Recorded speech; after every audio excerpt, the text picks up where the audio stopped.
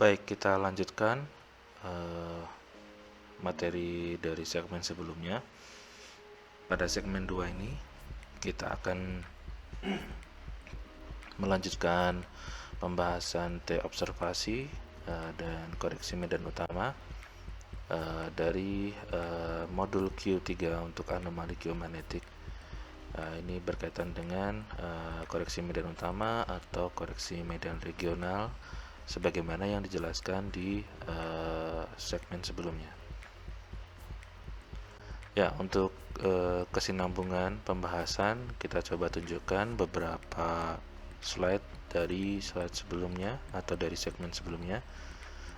Kita sudah tunjukkan untuk koreksi sederhana kita dari data pengamatan menggunakan medan magnetik regional atau medan magnetik utama dari sumber di dekat inti luar dari bumi, di mana delta T ini adalah anomali geomagnetik yang akan kita harapkan.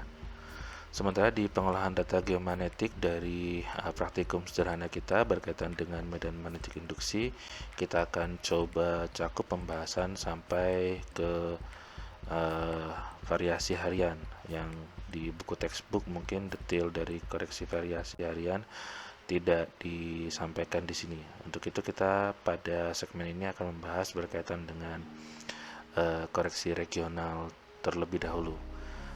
Dan kalau kita mencoba menggunakan koreksi ini, kurang lebih anomali lokal atau anomali geomagnetik, delta T-nya itu merupakan T observasi yang dikoreksi dari medan magnetik regional, kalau di sini disimbolkan sebagai F, dan juga medan magnetik sebagai variasi harian atau ada yang menyebut sebagai diurnal variation. Jadi pengolahan data untuk memperoleh anomali lokal delta T melibatkan koreksi regional, T regional, dan koreksi variasi harian atau TVH. Baik, kita coba mulai dulu pada pembahasan T observasi, kemudian kita lanjutkan T regional. Sedangkan untuk T variasi harian kita akan sampaikan di segmen selanjutnya. Kita coba tunjukkan ilustrasi untuk nilai pengamatan medan total magnetik T observasi di stasiun lapangan. Jadi nanti untuk variasi harian kita akan menggunakan di stasiun base, tapi pada pembahasan di segmen ini kita gunakan di stasiun lapangan sebagai ilustrasi. Ilustrasinya adalah sebagai berikut. Ini adalah operator dilengkapi dengan magnetometer yang siap melakukan pembacaan dan juga ada sensor yang mendapatkan sinyal yang baik. Nah, di sini sebelum melakukan akuisisi data di lapangan, mungkin perlu adanya prosedur terkait dengan pengolahan terkait dengan akuisisi data. Sebagai contoh misalkan dalam pengamatan nanti bagaimana terkait dengan pembacaan yang dilakukan oleh operator. Itu berkaitan dengan toleransi pembacaan. Nah, dari sini kita berharapkan secara statistik bacaan kita adalah stabil di titik pengamatan. Ini berapa nanotesla toleransi pembacaannya. Kemudian poin yang kedua berkaitan dengan jumlah bacaan yang dilakukan. Berapakah reading sampel yang akan dilakukan minimal pada suatu titik pengamatan. Kemudian berkaitan dengan kemampuan magnetometer, kita juga bisa menentukan berapa besarnya sinyal to noise ratio atau SNR, berapa persen yang kita bisa gunakan. Kita akan coba bahas 3 bagian ini sebagai berikut. Misalkan kita punya contoh di stasiun P22, kita punya waktu pengamatan, kita catat pada saat akuisisi dan juga koordinat pengukuran, baik koordinat X, Y, Z, kemudian data observasi. Nah, di sini misalkan ditunjukkan ada kolom pencatatan data lapangan mencapai 5 kolom. Dan setidaknya kita bisa lihat minimal satu stasiun itu dibaca 3 kali. Jadi berkaitan dengan reading sampel ini minimal misalkan ditentukan 3 kali. Bisa saja digunakan reading sampelnya sampai 5 kali atau mungkin lebih. Yang penting dirasa cukup stabil bacaannya dan mencukupi efektivitas dari kegiatan survei untuk coverage area dan juga biaya produksi yang baik begitu ya, yang sesuai dengan keperluan penelitian. Nah, di sini misalkan ditunjukkan ada 3 contoh bacaan. Kemudian dari magnetometer bisa mengeluarkan nilai sinyal to noise ratio. Di sini bisa diberikan nilai yang maksimal sebagai nilai 99 dari magnetometer yang digunakan, dan mungkin ditentukan toleransinya bagaimana. Apakah toleransinya misalkan minimal 95% atau 97% dan sebagainya. Kemudian terkait dengan toleransi pembacaan, misalkan kita bisa cek, misalkan kita bisa tentukan sebelum akuisisi ini cukup jika pembacaannya itu memiliki pengulangan atau bacaan yang diulang itu hanya mencapai pada kisaran 10 nanotesla misalkan. Contohnya sebagai berikut. Bacaan pertama 45172.26, bacaan kedua adalah 45174.74 yang berarti kurang lebih selisihnya adalah 2 nanotesla. Di sini selanjutnya adalah 45173, berarti ini masih di rentang di bawah 10 nanotesla dari 3 pembacaan ini, atau bahkan kurang dari 5 nanotesla begitu, atau kurang dari 3 nanotesla, ini juga masih masuk. Jadi ini adalah memasuki toleransi pembacaan. Sedangkan reading sampelnya tadi disebutkan 3, sinyal to noise ratio-nya misalkan 95%, ini juga masih masuk. Jadi itu mungkin kualitasnya data yang diambil cukup baik dan bisa kita lanjutkan.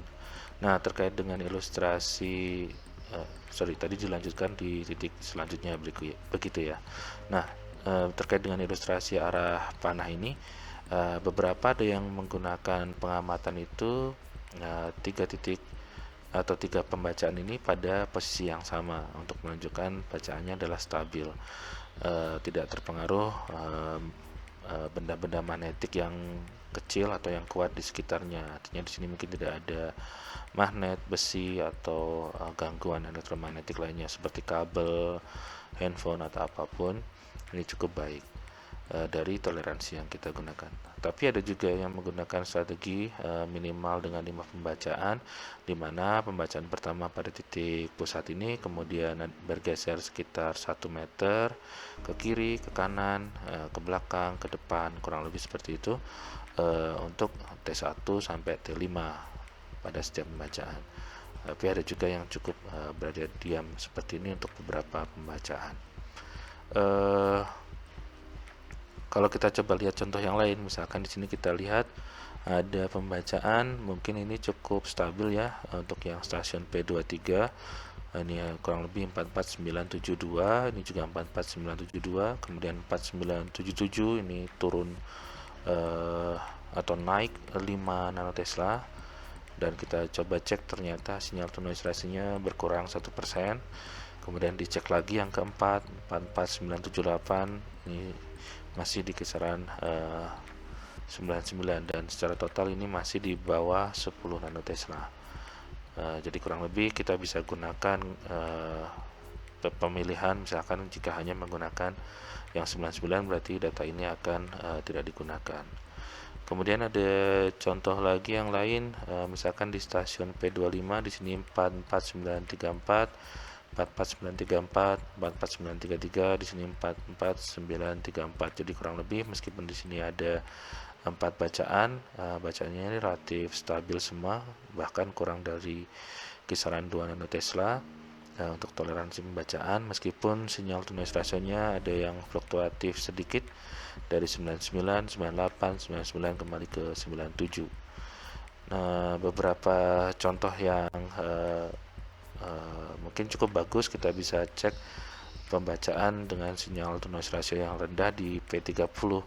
Misalkan kita punya bacaan yang pertama sebagai 44234, kemudian punya juga 44245, yang kedua 44271 dan 44282.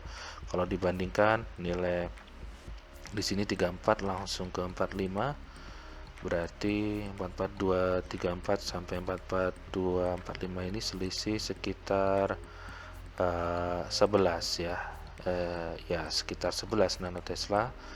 Kemudian yang selanjutnya juga ini ada selisih sekitar 30-an kemudian di sini ini ya selisih 20-an sampai 30 nanotesla, sedangkan di sini ada selisih sekitar dari bacaan ketiga ke empat itu sekitar 11 nanotesla juga. Kemudian kita cek di sini ada sinyal to noise ratio-nya 89%, sedangkan tiga yang lainnya itu adalah 99%. Jadi kita mungkin menyadari di posisi ini bacaannya relatif kurang stabil, tapi biasanya sudah dipertimbangkan ada beberapa bacaan lain dan mungkin ini adalah pilihan yang paling mendekati, sehingga di sini mungkin toleransi pembacaannya lebih dari 10 nanotesla, dan data ini tetap kita catat dan kita pertimbangkan dan mungkin akan kita gunakan atau bisa kita hilangkan pada pengolahan data selanjutnya.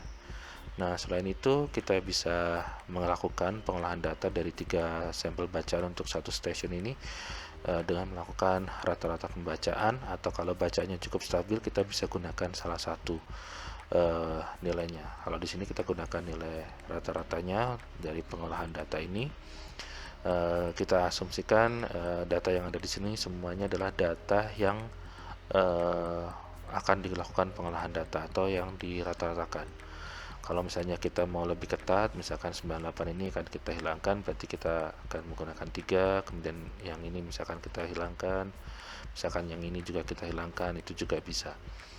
Kemudian ini adalah nilai untuk T observasi yang kita ambil sebagai nilai rata-ratanya.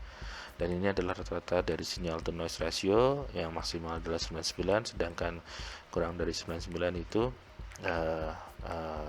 relatif kurang maksimal karena di situ mungkin ada beberapa noise di pengamatan di lapangan. Sedangkan untuk standar deviasi ini adalah kontrol yang lain, kita bisa cek misalkan hampir semua standar deviasi ini menunjukkan kisaran yang cukup kecil atau di bawah 10 nanotesla untuk standar deviasinya. Dan di sini kita bisa melihat standar deviasi yang paling bawah itu adalah 21. Jadi dipertimbangkan stasiun ini bisa kita gunakan atau kita bisa tidak menggunakan. Oke, demikian untuk pembahasan nilai T observasi di lapangan. Selanjutnya untuk koreksi regional, sepertinya dari video masih ada sedikit, tapi ini sudah cukup panjang, jadi kita akan coba lanjutkan pembahasan dari koreksi regional di segmen selanjutnya. Ya kurang lebih kita cukupkan dulu untuk pembahasan di segmen kali ini. Terima kasih.